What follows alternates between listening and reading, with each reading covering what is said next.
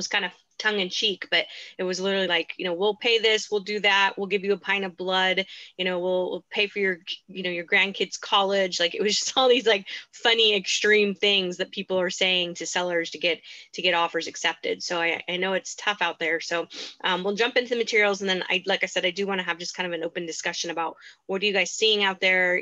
What are you doing, if anything different? Hopefully you guys read the newsletter that had the 12 tips for negotiating. Oops, sorry, shared the wrong PowerPoint with you. A slam. Where is it? Show all windows. Here we go. There we go. And I don't know about you, but I almost don't even want to get buyer referrals right now. I'm grateful for them, but at the same time, it's an interesting conversation to have with people. And these people from Vegas that are coming in this weekend, I mean, I love their attitude, because I was very, very candid with them. However, I prefaced it and said, I'm not trying to be agent doom and gloom. However, I need you to understand how things are. And they had actually tried to move to California a few years ago and got beat out of the market. So now they're thinking Phoenix. And so, just being honest with them and having a candid conversation.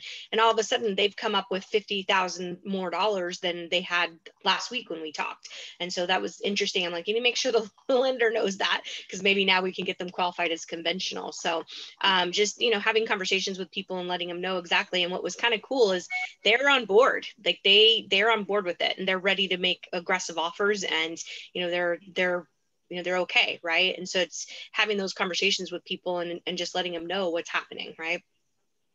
Well, Sarah, I've got a quick question. Sure. Can you hear me? Yeah. Can we also do, like, this is a little bit of a spin-off just for the buyer side, but just the negotiation on, going to a listing appointment too in today's market and proving that you're something different than everybody else, and that why is it such a big deal? I think I could sell my home by myself, that kind of stuff too. Sure, absolutely. That's a great question. I have a upcoming listing probably sometime in April, and he put it out on social media that he's going to be selling his house. And it was really interesting because people started jumping on it. One, they were like, hey, if you need a realtor. And so of course I had to chime in, like, he's got a realtor, thank you, but he's got one.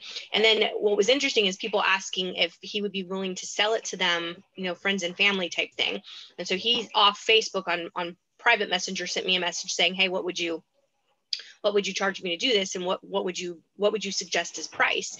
And I was very candid with him as well and said, hey, you're going to leave money on the table. If you want to do that, you're going to earn, good juju, but you're going to leave money on the table if you do that. And, still telling him, Steve, is that, okay, yeah, you still need an agent to help you walk through the paperwork and navigate that. And here's the thing. I would say to someone, if they don't, they're saying, hey, I think I can sell it myself. How are you going to navigate all of those offers? If, for example, you get multiple offers as a seller, this is our job. We do this every day, right? How would you handle? And I would be very candid with them and just say, if you got 32 offers on your property, what would you do? And then shut up and let them answer, because I don't think they're prepared to the reality that could happen, right? And so they're just thinking, hey, I don't want to pay commission because my house is going to sell fast. We need to do a better job as agents and telling the story of what we're doing, because I think you need to have an agent even more so today than ever before.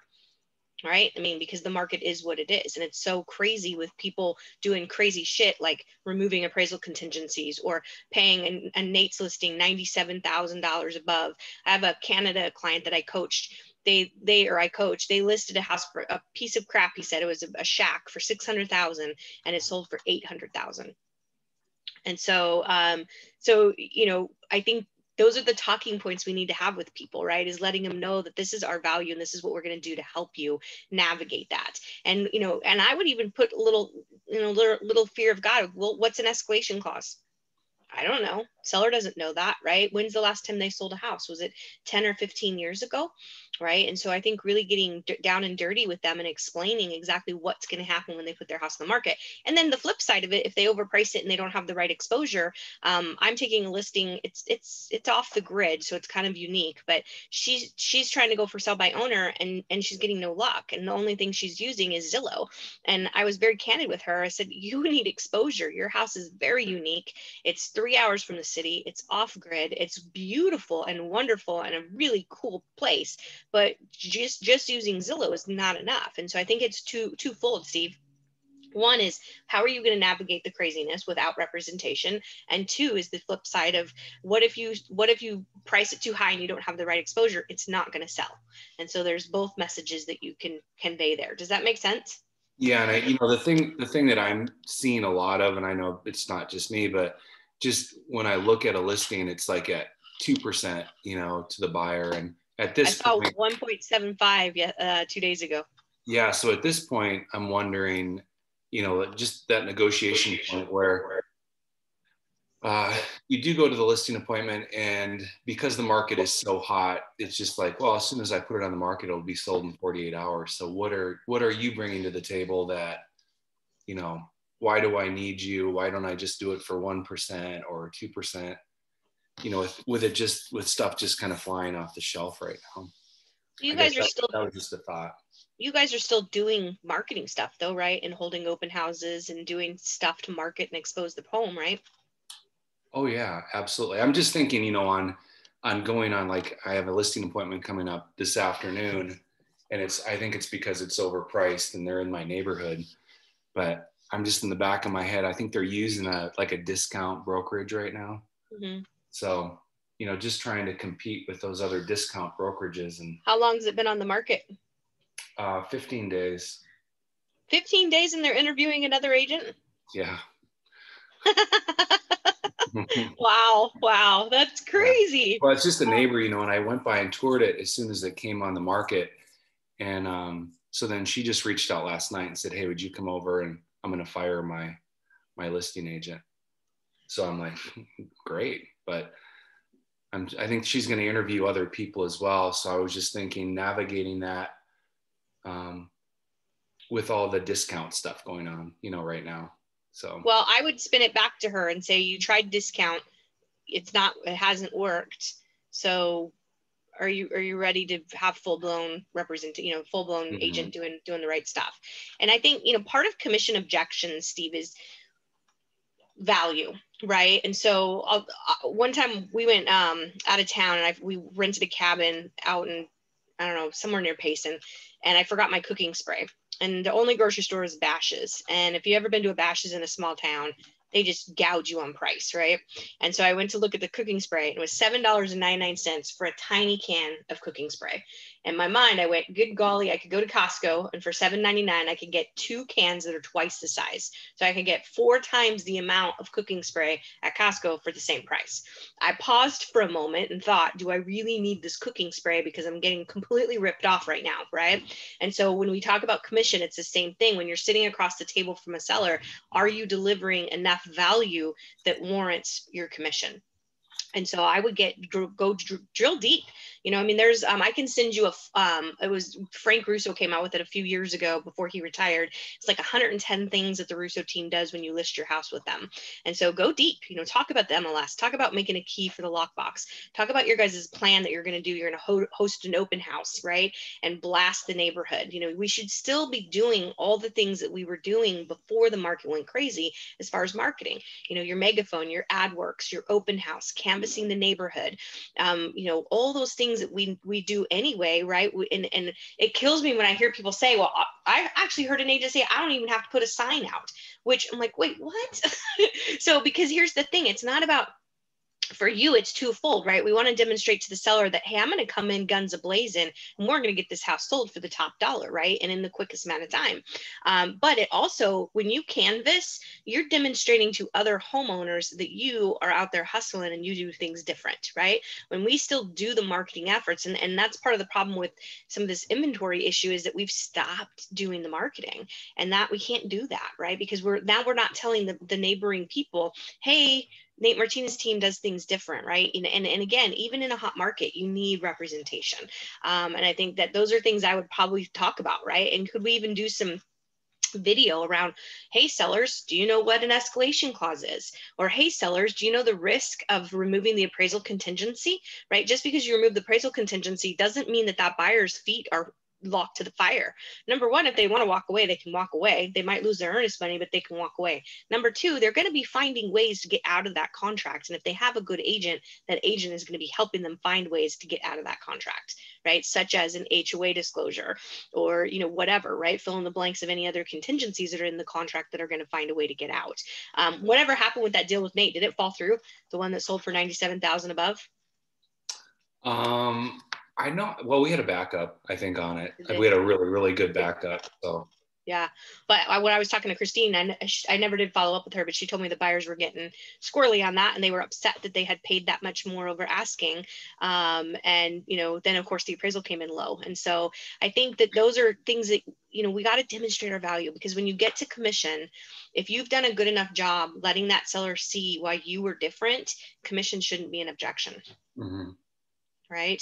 And then talk about some of your pitfalls. Talk about your deal in Fountain Hills that was a nightmare and what you did to save that deal. Right. And so selling the house is only one component. We got to get through the inspection, got to get through the appraisal, got to get through the HOA, got to get through just general escrow. Right. And so all those things, that seller, this is every day at the office for us. It's not for them. And so I think you have to make sure that when you're sitting across the table from them, that everything you're telling them is demonstrating enough value to warrant the commission that you're asking. Yeah, I'm just seeing so many. It's crazy. It's rare to see a 3% co-broke. I know. I got hit up on one too, and you know, it's like, you know, she's past client. You know, I was out looking at new builds yesterday, and you know, 2.5, and now I just saw that KB's going to 2. Lennar's not offering a co-broke at all. So if you want to represent your clients at Lennar, they got to pay you, or you don't get paid. So yeah, it is. And here's the thing: is this too shall pass. Colleen and I both can attest that, in, you know, 10 years ago, 15 years ago, we went through the same thing.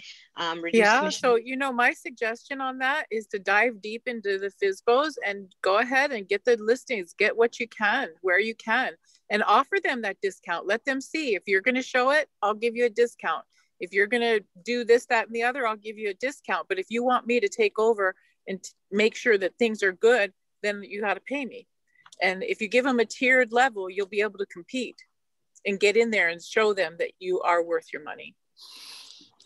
Yeah, tiered levels, that's not a bad idea. So I also have some tiered packages. It's like the bronze, silver, gold, and the gold though is at 7%. And what you do is you flash through that and you say, but I'll give this to you for 6, right? And so it's all the things, and you let them pick the package that they want to have, if they want to pay. Absolutely. Don't be afraid of it. Jump in and fight for it. Don't be afraid of it. Yeah. I saw a funny meme. I'll have to see if I can find it, Steve, but it was talking about, why would I list my house with you? A monkey could sell my house. And it was kind of crass, but it was really true. And at the end it said, and I won't poop on your counter, on your kitchen table, or something like that. So we just have to, we got to do a better job as an industry of demonstrating our value and talking about what we did to, 1, cause that house to sell, and 2, help the seller navigate all of those offers, because it's a lot of work. I mean, you get 32 offers. That's a lot of work to go through all of those offers. You're gonna have to have a spreadsheet basically to tell the seller, hey, this is the offer that stands out, right? And so, you know, why I get it, I totally do, and I see it in MLS every day, and I'm like, this is awful.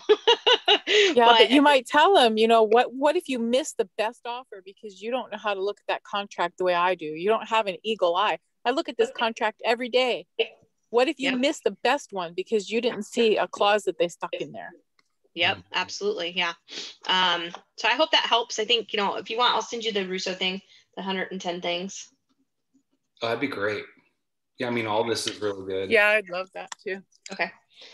Cool. So on that, I mean, I kind of want to just jump into the 12 ideas instead of going on. I already emailed this to you guys, but you know, pretty much this class is designed, it's designed to help negotiate, but in our market today, there really isn't much negotiation on the buyer side, really. I mean, it's pretty much what does the seller want, and the buyer has to jump to that, correct? Is that kind of what we're seeing? Absolutely. Are you seeing negotiations happen after the fact, as far as once you get into, I mean, how amicable are sellers being about repairs? Are we seeing any of that? I mean, I'm seeing it that where they will do it with the obvious. I'm running into my meeting. I'm going to have you just on silent. So forgive me for not joining. I'm listening. Okay. Well, I see stuff, Sarah, where if it's still the emergency items, you know, like if it's going to be a leak issue or it's a mechanical or a plumbing thing, those are usually taken care of. I guess just from my experience this year. Okay. All right, well, we'll go through a couple things on the materials, and then I want to go over the 12 tips. So negotiation theory. So the key concepts are basically, what are the positions of both the buyer and the seller? What are their interests, right? You know, buyers have different interests. You know, and again, in a normal market, you know, buyers' interests could be a little bit different. The big things that most buyers have is proximity to work and or family. Those are really the big things. And then safety is a concern as well. So those are kind of the top things that most buyers are thinking about when they're looking to buy a home, is how far is it from my job? How far is it from my friends and family? And how safe is it? And then we have the bottom line, right? What's the bottom line for both? And both parties have a walkaway number, right? And then we have the zone of agreement. And so I feel like right now, I feel like the zone of agreement is just stacked in the seller's favor, right? So the positions are what we negotiate. The positions consist of the interests of the client. And then essentially the positions are a series of stances working to maximize the client's interests. And that goes on both sides, right? I was talking to Jim Kuttner, I don't know, 2 weeks or so ago. I popped in the office to pick up my mail, and we were just having a little quick discussion. And I asked him, I said, how are you handling this? You know, what's your approach? Because, you know, on both sides, I'm challenged with telling someone, you know, where to price their house and what's the right price. Like, I have this listing coming up in Central Phoenix, and initially I told her 300, maybe 315, 320. And then a comp sold for 390 cash. So I was like, well, okay, I guess I'm wrong, right? And so my conversation with Jim was, how do you handle that? And he said, well, you bump it up, right? And you almost overprice it intentionally, because then that slows down the market, right? Slows down the interest, and maybe you only get 4 offers instead of 30. And then the other thing I said, well, how do you advise your buyers? And he said, my conversation with them is, how bad do you want this house? And so, you know, that's kind of an interesting strategy when negotiating, right? Is what do we think? And that, I think for me, that's the hardest thing to figure out, right? Is for buyers, where do we start? Because he told me he had been negotiating a contract that was listed at 345, and they made an offer at 375, and they weren't even in the discussion because there was an offer at 397. And so they were 20,000 off, right? And so, you know, where do you tell your clients, right? And so I think that's where our value comes into play even more, right? And defending our commissions, because we're in there looking at what's going to happen, right? What's in the best interest of the client, and trying to determine where to come in on price. So key concepts here. So the interests are the basic needs that need to be met. The interests are the underlying reason, value, or motivation. And then interests are typically not expressed, but will be the primary influencers for the client's position. Psychology, right? We got to get into the psychology of the client, and what's their true motivation for buying this property or not. And I think with this market too, there's a lot of psychology around getting them to write an offer above asking. There are some people that just cannot wrap their brain around that, right? I heard a story, one of my clients in Colorado, he was representing the buyer. They came in 20,000 above asking. The buyer and the seller clicked. They had they're both from Nebraska, so they had this, you know, connection there, right? But the seller got an offer that was 50,000 over asking. Or I'm sorry, I got that wrong. They came in 30,000 over, and the seller ended up with an offer at 50,000 over. The seller came back to them and said, hey, we like you. Would you meet this offer and come in 20,000 more? And my coaching clients like, guys, it's only 20,000 more. Like, it's not that big of a deal. Like, you should do this. But for the client was like, yeah, but it's really 50,000 more. And they couldn't wrap their brain around that. And so they passed, they walked away from it. And so some of this, what we have to do is the psychology of it. And I think part of that too is that conversation where in that situation, if that client waits 30 days or they can't find another property, and they're in Denver, and talk about a really awful market. Denver's crazy. So if you think about, if it takes you 30 to 60 days to find a home, what's that next bump in price? Right? You either spend the 20,000 today, or you're going to spend 50,000 in 60 days. And so I think that's part of our talking points that we need to get to people, is understand that, yeah, we can pass on this, but if by waiting or continuing to look, how much is it going to cost you? Does that make sense? Colleen, you came off mute. Did you have something to contribute? No, I think my phone just did that. Okay. No worries. Sorry. Thanks for letting me know. Okay, so the bottom line is the minimum agreement that the client is willing to accept. That's for the seller, right? Or even for the buyer, what are they willing to do? And then the bottom line is the client will walk away from the, beyond that, the client will walk away from the negotiation. We've all had those situations, right? Where someone just says, that's enough, I'm done. And so knowing what that bottom line is. The zone of agreement is the overlap between the buyer and the seller's bottom lines. And this is where a successful deal will fall, right? And so we want to make sure that we're in that zone of agreement. And right now, I think it is wise, and you guys are probably doing this anyway, but, call the listing agent, find out what the seller's needs are, write your offer as best that you possibly can, and come in strong, and don't ask for a lot of things. That was another conversation with this buyer is, they're FHA, and typically FHA asks for concessions. Not happening, right? And having that, the lender, fortunately, love my lender. She actually had that conversation with them for me, so which was great, because she's very aware of these things. And so we have to find out, when you're negotiating in this type of market, what does the seller need? What is the seller's wants? And that way you can customize your contract to that. And maybe part of that is the conversation with the buyer. If they even decide to write an offer on that house because of what the seller's needs are, they might want to pass on it because it doesn't work for them. So we have the buyer's starting position, the buyer's bottom line, the seller's starting position, and then the seller's bottom line. And then this is where the zone of agreement happens, right? Is somewhere in that sweet spot where everybody can be on the same page and everybody's agreeable. And one of the things with negotiating and in this market, I feel like buyers don't, typically this zone of agreement happens when it's a win-win for both parties, right? Because when you're negotiating, you don't want to feel like you're losing for the seller's gain, right? The seller wins everything, right? That doesn't feel good to anybody. And so then same thing with, when we're in a different type of market and the buyer's trying to beat the seller up on price or on, whatever, repairs, the zone of agreement happens when it's a win-win for both. In this market, unfortunately, I don't know that the buyers are winning as far as negotiation is concerned. I think the buyer feels like they win if they just get their offer accepted. So buyer starting point, buyer's bottom line, and the seller. Let me get this here. So if we're not in the zone of agreement, right, then the deal doesn't happen. All right, so stages of negotiation and how does this happen? So we have preparation. Right. I would have, if I would have done my homework the other day, I probably wouldn't have Zoomed to those people. But I had just got back from being out of town. I was in a rush. They were texting me that I want to see this house. And I didn't look at the MLS to see that it said no FHA. Right. That would have prompted me to make a phone call to the agent and find out why. And then I would have not even shown that property to them. So preparation is key. I'm 24 years in the business and I made that mistake. Right. And so just take your time. I know that we tend to, when the market is like this, we tend to rush, right? Because we feel that urgency to be the first guy in the property and writing an offer. So preparation, slow down. When the market was crazy last time, I had a buyer and I learned a ton of lessons from this experience.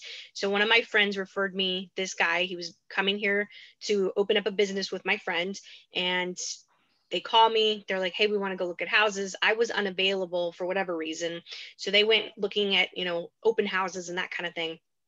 They find a property, they call me, they want me to write an offer on it. I have not shown this property to them. I have not seen, so I don't know the house, right? I'm not procuring cause because I didn't even open the door for them. It's late on a Sunday, like 7, 8 o'clock at night. I go to the house, I write the contract. I don't do a buyer consultation, which is one of my hard rules that I learned from that experience, is that I always do a buyer consultation. It helps me stay in control. It helps me prepare the client. So they rush me, they push me. We write the contract at 8 o'clock at night. There's multiple offers. We come in 50,000 above asking with a $50,000 non-refundable earnest money, no appraisal contingency, and no home inspection contingency. Okay. So somehow, miraculously, this house appraises, and the inspection was fine. It's a beautiful house, no big deal on those two things. So we managed to squeak through that. So we're past our inspection period. And by the way, the client insisted that I pay for the inspection, which I've never done ever in my career and never have since. And so, but this guy was just a real bulldog, and I was not in control, right? I lost complete control because I didn't follow my process. And by the way, I was negotiating until like midnight that day. So we beat out all these other offers. We get through our inspection period, and they decide that they are not going to go in business together. So he wants out. Calls me up and says, I want out, and I want my $50,000 earnest money back. So preparation is key, right? So here I am in this situation. I managed to do it. We managed to go to one of the other contracts, that because there were 6 offers on the house. One of those other buyers stepped up. We gave him the home inspection. We gave him the appraisal, and the seller was still able to be indemnified, able to close on their other house, and we were good. So I did make it happen, did get him his earnest money back. But I learned so many lessons in that. One, never deviate from your process. Right. I always do a buyer consultation. These guys coming from Vegas, we did it on Zoom last week. Right. New build, did it yesterday at Starbucks. Right. And so I always do a buyer consultation. It's super critical. Preparation, take your time, right? I also learned a lesson in that too, that I got caught up in the frenzy that night on a Sunday, writing offers in a multiple situation, right? So take your time, look at the MLS, read the data, right? Pay attention to the stuff that the listing agent is putting in there. That used to drive me crazy in the REO market. People would not, we had a checklist of everything you needed to do to write an offer for Fannie, Freddie, Wells Fargo. And do you think agents would read it? No, it would drive us crazy, right? So take your time, read the MLS, look at the docs, look at the history, pull the Google Earth, get familiar with everything that's going on with that house. And then the discovery, right? This is your comps. How's this house priced? And then now we get into the bargaining, and then obviously closing. So the preparation, so information gathering, developing your strategy, talking about what's going to make sense. Call the listing agent, find out what's going on, but be nice to the listing agent. I've heard some of you guys talking about in masterminds, sending the listing agent, Starbucks or flowers or chocolates. So just be professional and be kind. That goes a long way. And I know when I'm dealing with multiple offer situations, if the agent is, is good on the other end, that definitely weighs into what I'm presenting to the seller. And then your strategy, talking about, appraisal contingencies, talking about your escalation clauses, all of that stuff. And then the information, so gathering the identities of the client. So what's their interest, their resources, alternatives, and targets. Alternatives, right? I think that's an important thing to be having conversations around, is what is our alternatives? What are our options? How do we make this happen to be creative and unique in writing a strong offer? And even with financing, what are their options? I don't know if you guys have heard of a program called Knock, just like you're knocking on a door, but I would encourage you to look at that. You can get Knock certified for free. And it is kind of like a bridge loan type product. So for someone who's a seller who has to sell first before they can buy, it might be an option for them. There is a cost associated to it, but nothing in life is free, but it might be something, just if you had that on your certification, that is a talking point with a potential seller. All right, so developing the strategies that help you better understand the negotiation points. So these are the priorities, the must-haves, the nice to have, and the trade-offs. And so these guys that are coming in from Vegas, one of the things they want is a pool. And, I don't know if we're going to be able to find a house with a pool in that price range, but I told them, let's try, right? And until we get skunked, we're going to try to get a pool, because this is something she's wanted for 22 years of her life. And so that's something that I feel like is a must have. At least we got to try for it, right? And then we'll cross that bridge when we have to. Trade-offs might be, I need a 4-bedroom, but I can go with 3 in a den, right? Or 3 in a loft. And so what are some of my trade-offs that I have there? Your initial strategy should include refining the starting and secondary positions, as well as the walkaway terms. And I think in this market, I think you're in your secondary position to begin with, right? That is your starting point, is what's your highest and best offer that you're willing to pay. The discovery stage shifts the focus to the counterpart's interests and what they value.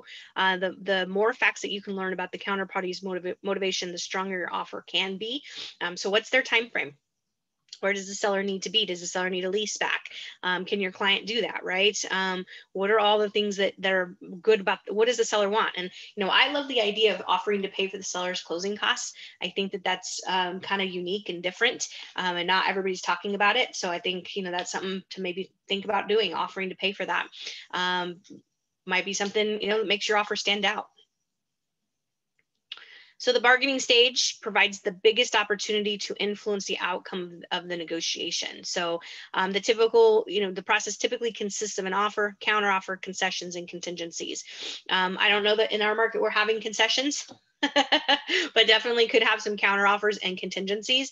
And I know we all fight for our title companies, but that's also something that, pay attention to what's in the comments in MLS, and that's one way to make your offer a little bit stronger. All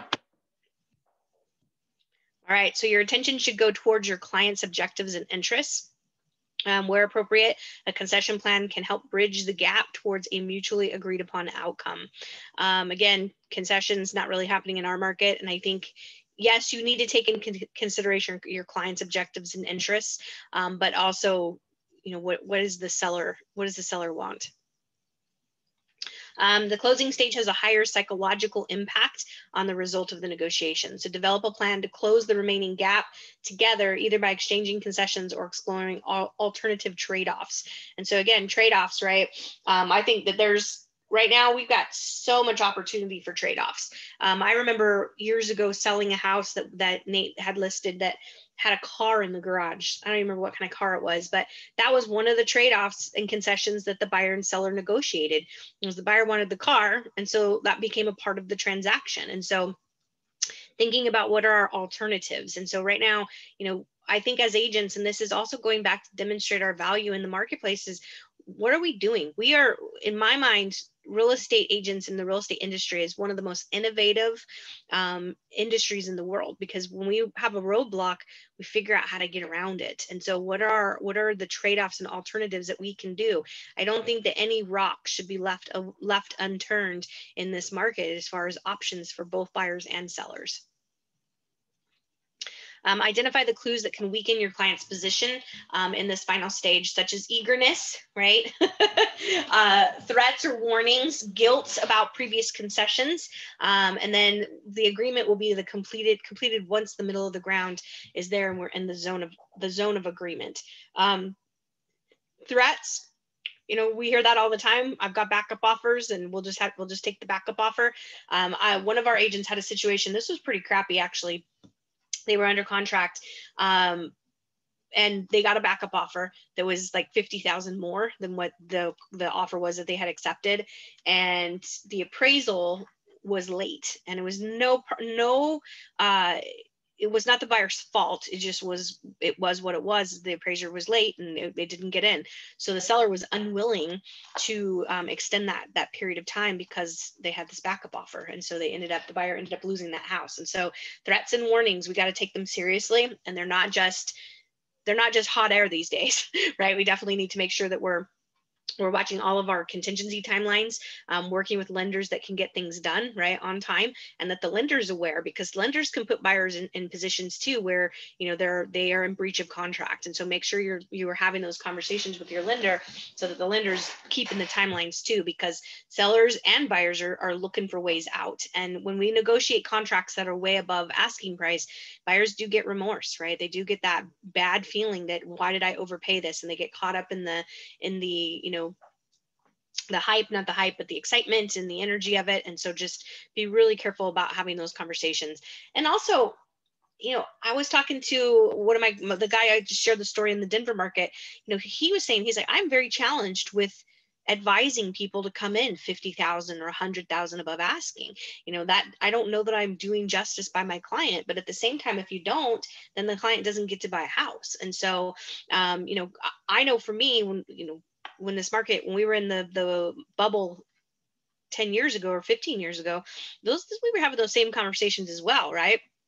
Of does this make sense, and where does it stop? And so I think we do have to have that conversation. Fortunately, we have the market advisory now, so we can advise people, that we don't have a crystal ball. We don't know what's going to happen in the future. All right, so preparation, information gathering, right? Developing your strategy, identifying the counterpart's interests, and then bargaining, right? We have our offer, counteroffer, concessions, and contingencies. And then obviously we want to maximize with a solidifying the value and then getting to the closing table. All right, so I am going to switch gears here, and I don't know where Steve went, but I want to talk about the 12 tips that we sent out to you guys in the newsletter. All right.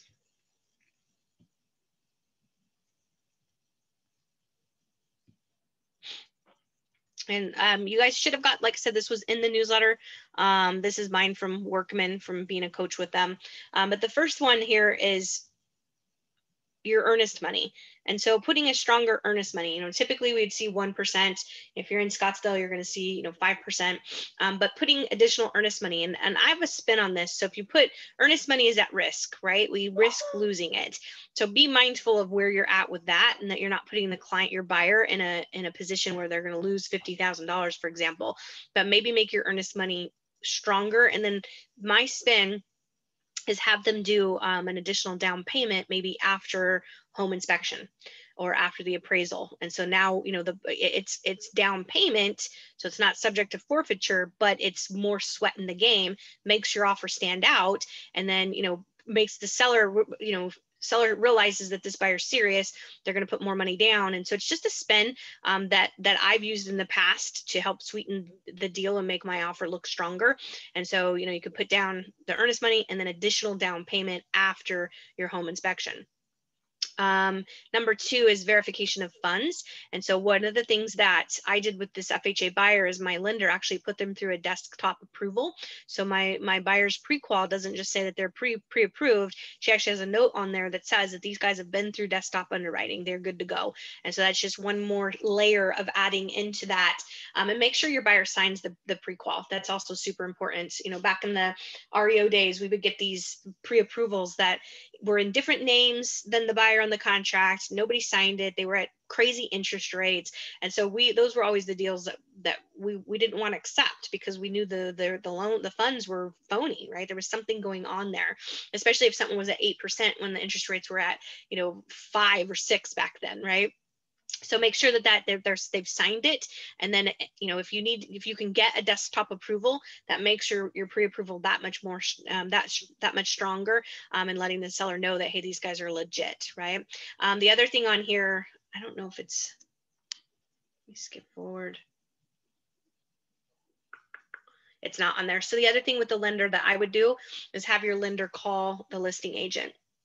I vet out every lender on any offers I get. So before I even present the offers, I talk to the lender. I have a lender checklist. If you want it, I'll be happy to send it. I'll make a note to send that with the Russo team, because I vet out every lender, because I want to know how good are they, right? And I will tell you, if they say to me how great they are, that tends to be a red flag. Unfortunately, because it usually means that they're not that great, and they're pontificating and they end up sucking. So just be careful that you vet them out, you ask the right questions. If they call me, that definitely is a perk, and it definitely makes that offer stand out. So have that conversation with your lender. Most lenders would be willing to call the listing agents if you ask them to, okay? Give the seller a chance to move. So I know Shannon doesn't love this, so make sure if you're gonna do a post-possession that you do it right. Back when I first started selling real estate 24 years ago, post-possession was a thing. That was a standard, right? Sellers got 2 days after closing to move. They didn't want to move until they had the funds from closing. So it was a thing. And then, life happens. We get more and more litigious as we go through. And now that's not a thing anymore. But It is returning. I don't know if you guys have paid attention to the Greg Haig commercials from 72 Sold, but that's something they're offering now. Up to 6 months, you can stay in your property after they sell it.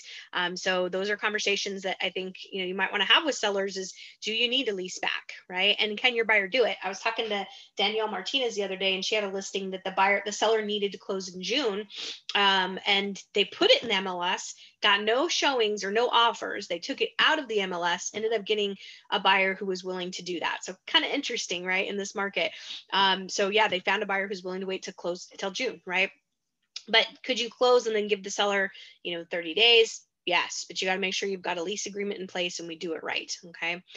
Go in strong.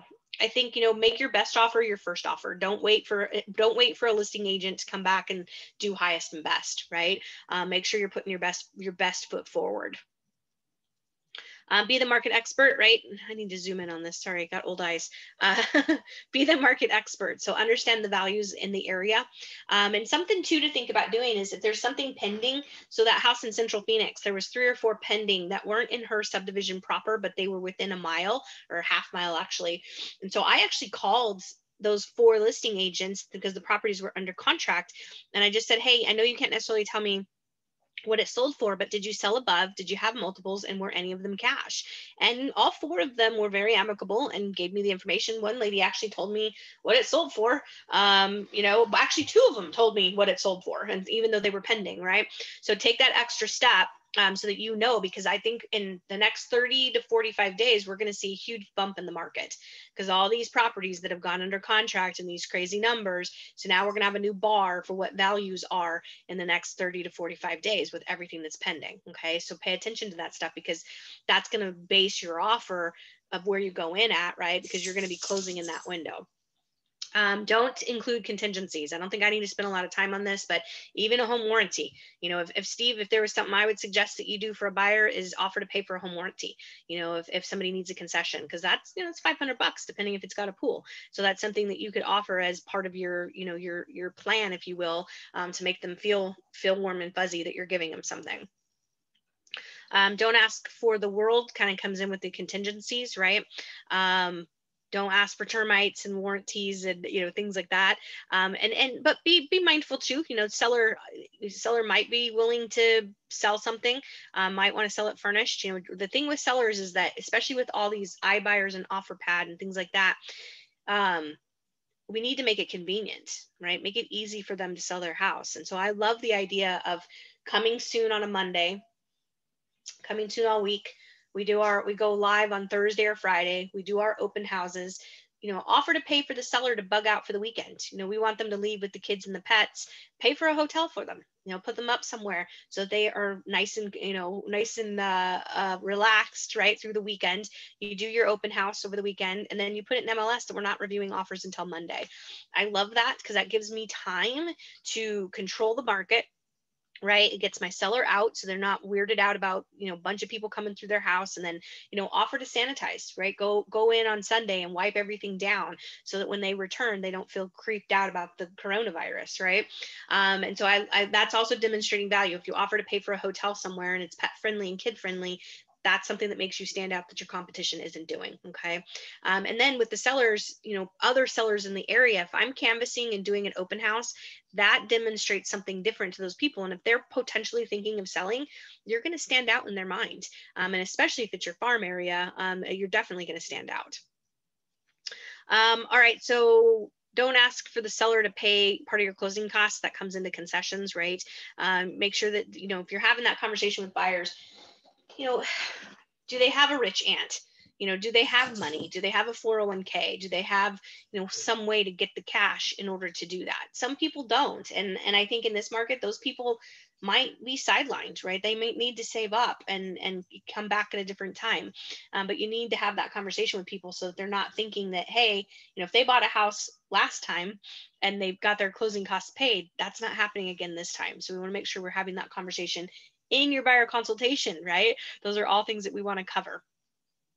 Find out what the seller really wants, what's important to them. Again, what do they need for closing time? Can I pay their concessions for them? What can I do to sweeten my deal, right? And so the quote here is if you give enough people exactly what they want, you will find that you'll almost always get what you want. So, and this is the same with finding a home. So take the time to call that listing agent, ask the right questions, find out what the seller's deal is and what do they really want so that you can put that into your contract. Communicate clearly. Communication is so huge, right? And I think we can all agree that we've had a transaction where the counterparty sucked at communicating and or just completely disappeared. I had a deal a couple years ago where it was multiple deals happening. So the seller was buying, my seller was selling. So we had three, leapfrog going on, and the listing agent on the one house just completely disappeared. And the big challenge is that I had a language barrier with the sellers. And so they didn't speak English very well, and their agent just disappeared. And I ended up being the one that was navigating this whole thing, making sure it got closed on time and everybody got moved. And so I actually complained to that guy's broker because it was that bad. But don't be, if something's going south, make sure you're communicating clearly and that you stay in that. Even if you don't have anything to update, it's still good just to communicate and stay on top of that. When my father-in-law passed away a couple years ago, we had to sell his trailer in Wickenburg, and unfortunately, it was in a trailer park where we had to use that realtor in the mobile home park. And we were under a gun. We only had 30 days to sell the property. And so every Friday I was calling to ask them to reduce the price. Not once did I get any kind of feedback from them on showings or, how many showings we had, any interest. And by the time we did sell it in the 30-day window, but by the end, they almost were irritated with me because I was the one calling them. And what that confirmed for me is that one of my core values as a realtor is that I don't want my clients calling me first, right? If I owe them an update, I want to be the one to call them. If they've called me, then I've let them down. And so going through that experience with my father-in-law really confirmed that my core value is spot on, right? And that's what makes me good and makes my clients have good experience with me is my communication. Now, when you're working with a seller or a listing agent, I always call before when you're going to write the offer, find out everything you can that they'll tell you about the seller. And then I call after I send my contract or send a text to say, hey, did you get this? Make sure everything went through. Technology is great, but technology is not perfect. And so make sure that it was received and they got everything. I love the idea that Nate put out on the Inner Circle a couple weeks ago about sending a video text. That way they can see your face, they see your smiling face, they see your energy, right? So I love that idea. That's something I'm going to incorporate this weekend when hopefully we write offers. And one of the things I told these guys from Vegas is that I want them to have a top 3 so that when we write offers that we have a backup plan so that, if they don't get the first one, that we can just quickly go in and write the second offer on the second property. So communicate clearly throughout, right? Make sure your lender's communicating, that your title company is communicating, and communicate throughout the process, even while you're negotiating, okay? Expect a counteroffer. And are we seeing that a lot in our offers today? Are we getting that? Are you seeing multiple offers, or not multiple offers, but multiple counteroffers? Are people doing that, or are they just going with what's best? Have you experienced that, Steve, where you get a highest and best, basically?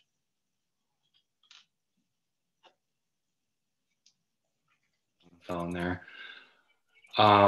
Yes, usually and I think if I'm following you right, Sarah, sorry, but yeah, we are seeing going back and asking for a higher and best, or, like highest and best with multiples. So, okay. I mean, yeah. That's Nate's kind of mojo, is he wants to make sure we're getting the seller the opportunity to get the best, after all the offers have come in. Right. Yeah. I think for me, I think it's going to depend on how many offers I have and the price, right? Because if I have these 2 little listings coming up and it's, I think it is technically Glendale, but no, it's Phoenix, Camelback and 107th Avenue. And they're both in the 230 range. They're right next door to each other, both in the 230 range. I know I'm going to get hammered with offers. And so in that situation, my intent in MLS is to say, hey, we're going to review offers on Monday, write your highest and best, right? Give me your highest and best in the beginning. Now, something like the house in Santan that I'm taking in April, that one I probably would do highest and best, right? Because it's $500,000 property. I don't expect to get 32 offers on that, right? And so I think strategy is going to depend on what is the product you're selling, right? Because could you imagine going out to 32 offers and asking for highest and best? That's a nightmare, right? And so it's a nightmare. But could you highest and best on 4 or 5 offers? Yeah, I called on one the other day, and when she said she only had 4 offers, I was like, wow, really? Only 4 offers? And so, because I'm hearing stories of that. I mean, was it Kara or Christy? Somebody in one of our meetings said that they beat out 32 offers, and that's just crazy. And that's not even the highest I've heard. Nate coaches a guy in Grand Rapids, and his buyer agent beat out 93 offers.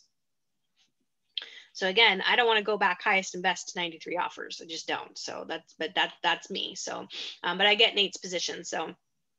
So expect a counter offer. Again, try to write your offer as clean as possible. I like the script about the chocolate cake. If you go to a party and someone offers you a piece of chocolate cake, you're probably going to say no. But if they walk up to you and they have the chocolate cake on a plate with a napkin and a fork, and they say, hey, Steve, you want a piece of chocolate cake? What are you going to do? Most likely going to take it, right? Even if you only eat a bite or two, you're going to take it because it's there, right? It smells good. You can see it. And all of a sudden now I want the chocolate cake. Kind of the same thing with writing offers, right? In this market is how can I make this offer so good that the seller just goes, yeah, I'm taking that one, right? And so think of creative ways. You stepped away. I don't know if you heard me talking about offering to pay the seller's closing costs. The seller's closing costs are what, 2% typically, not even that, depending on the price point, right? And so a couple $1,000s that makes your offer stand out against the others, something to think about. It's not on here, right? Because if your buyer's going to pay their own closing costs, it's not going to cost them that much more to offer to pay the seller's closing costs. All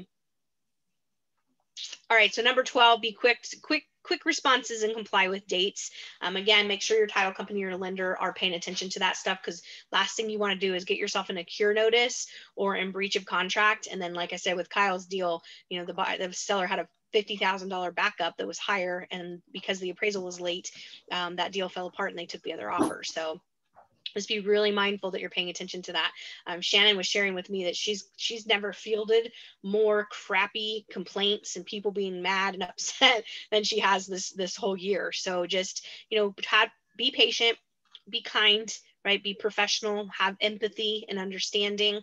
That's part of, in the materials, when you look at this, is having some empathy for everybody involved, right? And really trying to get into the psychology of it and explaining it. So just be quick, right? Comply with dates, be professional. And the last thing that I want to share with you guys that I think is super critical in this market is our attitude, and our attitude that we pass on to the clients. And so I found myself with these Vegas people almost kind of like, gosh, they're so sweet. I mean, they are just the sweetest couple, but I found myself almost kind of dreading it, right? Because I'm like, how am I going to get these guys a house, right? They want a house with a pool. I mean, they did tell me they got $100,000 more than what I thought they had. So that's favorable. And they're like, hey, we've got this money. We're willing to come in, right? But they're FHA. We can't waive an appraisal contingency, right? And so I found myself kind of getting this like weird space. And I'm like, no, I need to stop that, right? Because I've always, not always, but I don't know, probably 10 years ago, this was given to me when I was trying to sell something. I was trying to sell a vehicle and I was really stressed about it. And my friend told me, you need to have this affirmation: right buyer, right price, right time. And so every time I would feel stressed, right, I would say that to myself: right buyer, right price, right time. And eventually, it didn't take very much longer. The vehicle sold, and it sold for the price that I was asking for it, which was, shocking to Mitch, because it was double what he thought I would get for it. So I give that to both sellers and buyers. And so these guys from Vegas, I said, I'm like, I want you to, every time you feel anxious or feel stressed, right price, right house, right price, right time. Same thing with sellers: right buyer, right price, right time. And so I know this might sound a little airy-fairy and maybe a little hokey, but energetically, when you are in that space and the client is in that space, it works.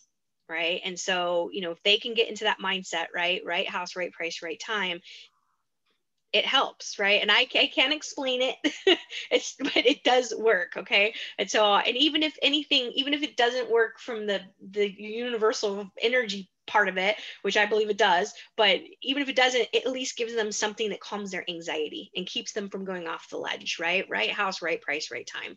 And, you know, I've been doing this a long time, and inevitably, I would say 9 out of 10 times, if we've lost out on multiple properties, the one they end up with is the one that they love the most. And so, you know, they're sad about the one they missed out on, but the one that's the perfect house that they end up getting is the one that they love the most. And so, you know, I want to leave you guys with that, because I think it's super important that as an industry, I see so many people, you know, and I'm friends with a lot of realtors across the country, and I see so many people putting scarcity out on social media. One of my girls that I coach on a team, she literally was begging for listings, and someone commented and said, I'd like to sell my house, but kind of hard to do that when I'm afraid I'm going to be homeless. And so when we put scarcity out, that's the message that we're sending out to clients, right? And so why not flip that and be in abundance, right? Because reality is, last year, more homes were listed and sold than were the previous year. And so the problem is the interest rates are so good and the demand is so strong that they're not sitting long enough on the market, right? And so that is the reality, and I want you guys to get that in your mind, is that more homes are coming on the market. Another thing that I heard recently is that there was an article produced that 50% of Americans have an interest in moving, but they're scared of two things: being homeless and the coronavirus. They don't want the cooties coming in their house. And so experts are projecting by summertime, when the majority of people have been vaccinated, that we could see an onslaught of inventory coming on. Now, onslaught, what does that really mean when we're so far below what we should be at in a healthy, normal market, right? But we could see an increase of activity because sellers are now comfortable putting their houses on the market, right? And so I think for you guys, you need to have conversations around, you know, look at, not, you walked away, Steve, but look into getting knock certified. Just like when you knock on a door, it's a program that offers kind of like a bridge loan for sellers who want to buy and sell, so they can sell their house and then that frees them up to go buy something. They can use their equity to go buy before selling. That's what it is. And so you can get knock certified for free. It just takes an hour of your time to sit through their presentation. But that is something that can be a talking point for potential sellers. So, and the other thing too for sellers is even though we're getting hopefully to the end of this pandemic, the world is forever changed. Right? Gone are the days that we're going to see the receptionist powering through with her box of Kleenex and being a trooper, right? Coming in, because our world has changed, right? People are going to stay home when they're sick. Good thing, right?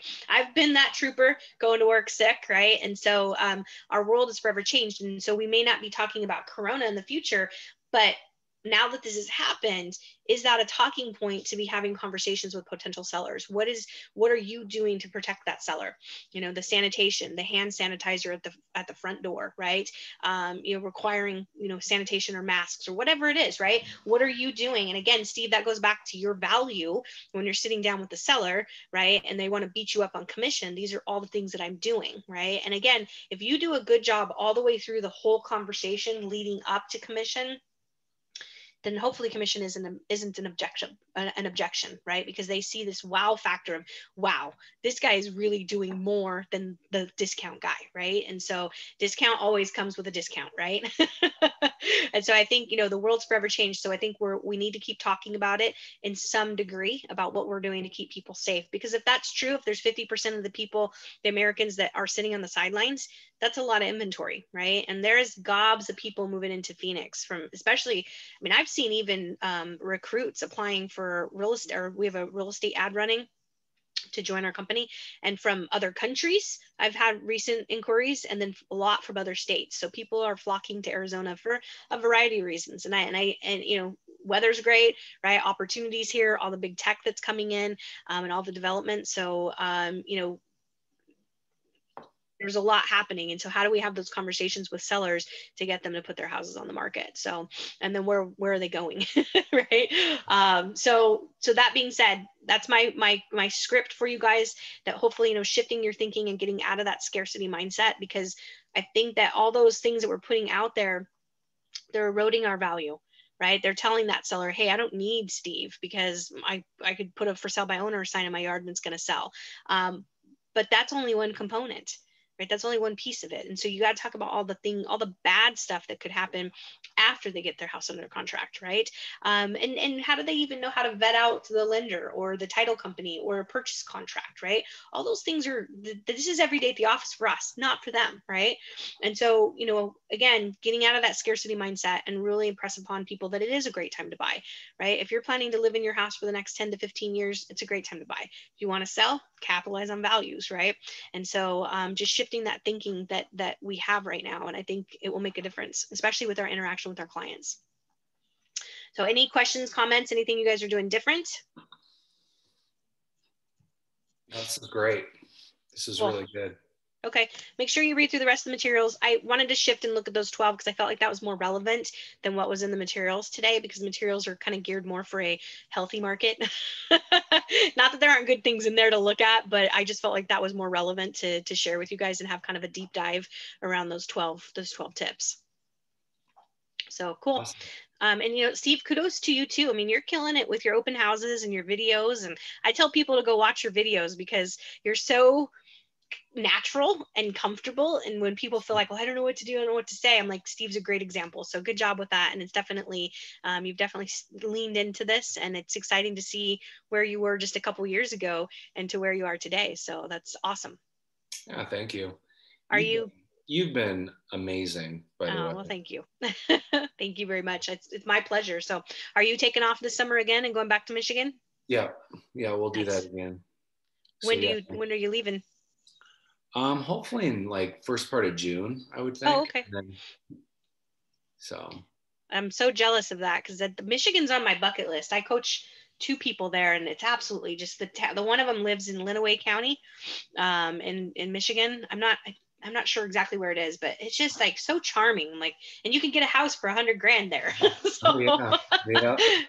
But you're shoveling snow every winter, so that's But the summers are amazing. So yeah, I'm always jealous of you going there when the weather's beautiful and the rest of us are sweating. So yeah, it's a good little escape. It's a great escape for us. Absolutely. Cool. Well, if there's anything I can do to help you, please reach out. I'm always here. And good luck. Go kick some butt. So. All right. Thank you. Awesome. You're welcome. Have a great day. Bye. All right. Bye.